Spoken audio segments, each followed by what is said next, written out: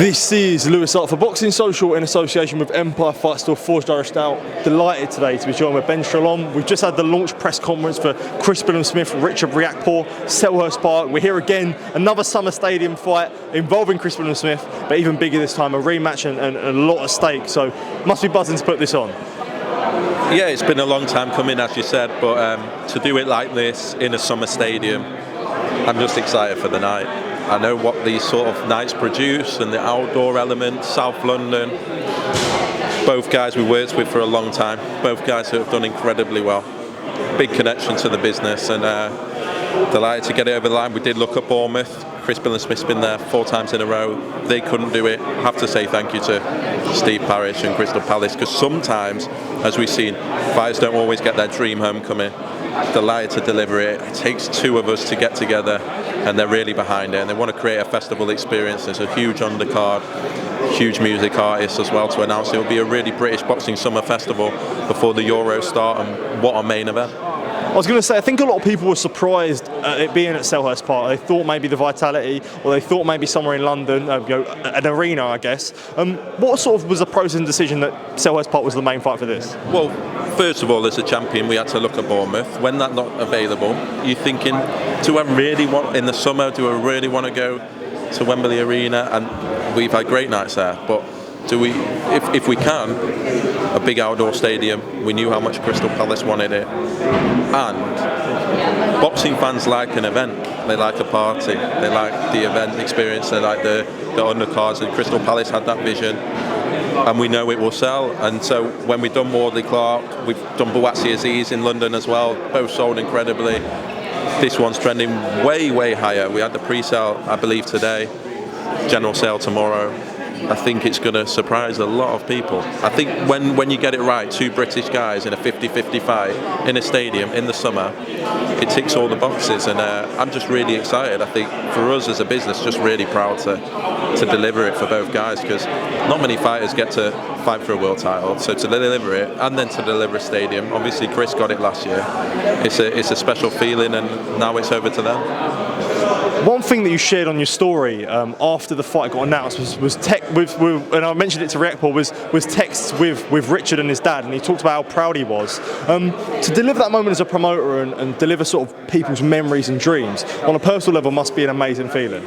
Yeah, there's a lot of noise in boxing, especially around what decisions you make and what you don't. And I think I've always just taken the approach that ultimately the fighters are the ones that I owe a duty of care to and a trust to, and I'll run through brick walls for both of these guys, I really will. And so when you have someone that's been with you for that long, and you know the struggles they've been through, not just in boxing but before, and you see them change their life, physically change their life and the family's life, and then be able to deliver a stadium event like that, and the emotions, and I'll always put the fighters first, I really will, and I'll let them dictate. And to deliver this, yeah, special. I saw what happened to Chris Billam-Smith's life last year. Richard will be looking at that, but it's over to them. You know, it's a dream for both of them. They're both fighting in South London in one of the biggest events in the year.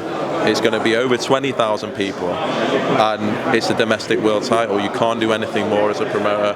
But yeah, that's what it's all about. One highlight on the undercard: Ben Whittaker against Ezra Areyenka. This fight was made almost at the last press conference. With that fight being made, was there sort of any inclination, maybe from yourself, that this was going to be the next fight, considering that he's still on the presser?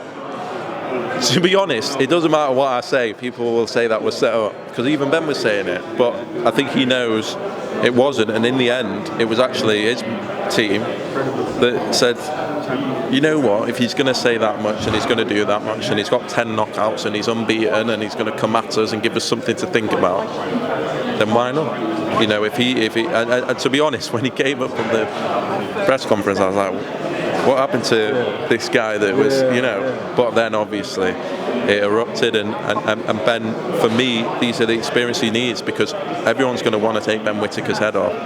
you know, in that division, and yeah, delighted. Activity is key. He's fought December, January, February.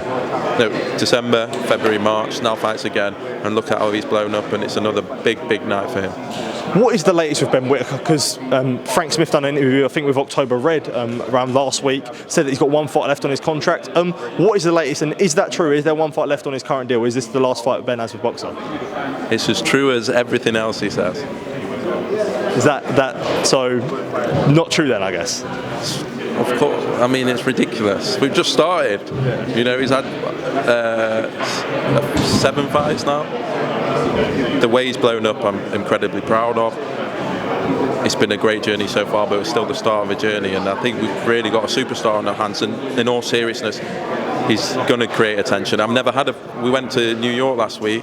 There's not many American fighters that get noticed in the street. He's getting noticed after 6 fights. He's a special talent, and someone we really enjoy working with, and is a big part of our future. One fight that was expected on this card, Joshua Buatsi, Anthony Yarde. I think there's no complaints on your side about the fight. I think you know everyone was on board. By all accounts, the fight was agreed. There seems to be an issue between Anthony Yarde and Frank Warren. So what is the latest with Joshua Buatsi and Anthony Yarde as we know it today on the 1st of May? I'm just frustrated. I've said it. I'm frustrated it's not happened. I'm frustrated for Josh. I'm frustrated for myself. It's the fight that the fans want to see, and I think everyone can see it's at no fault of our own. And yeah, gutted, because we're making so many. I mean, we've been making a lot of big British fights recently, getting a lot of them over the line. We've seen how the fans react to it. We've seen how they come out. We're going to see again on June 15th. The fact that the domestic world title can sell a stadium, that is an enormous fight. And so, yeah, very frustrated at the moment. Still hopeful, because it's such an obvious fight. But of course, we have to assess all options now. So can this fight be made without Queensberry's involvement? Because he's a free agent from his account. Not unless he's a free agent, and I think that's disputed. Okay, completely fair enough. Another fight I did want to ask you about, Harlem Eubank versus Azim. How close are we to that fight? Could this land on this card? When is sort of the working date for that? The fight is done. Adam had a little issue just in training, so it's pushed it back a little bit. But we should have a date and a venue very soon. Ben, thank you for taking time to speak to you. Really good to really appreciate it, and really good to speak to you, mate. Top man. Thank you, mate. Cheers, mate. Top man. Thank you.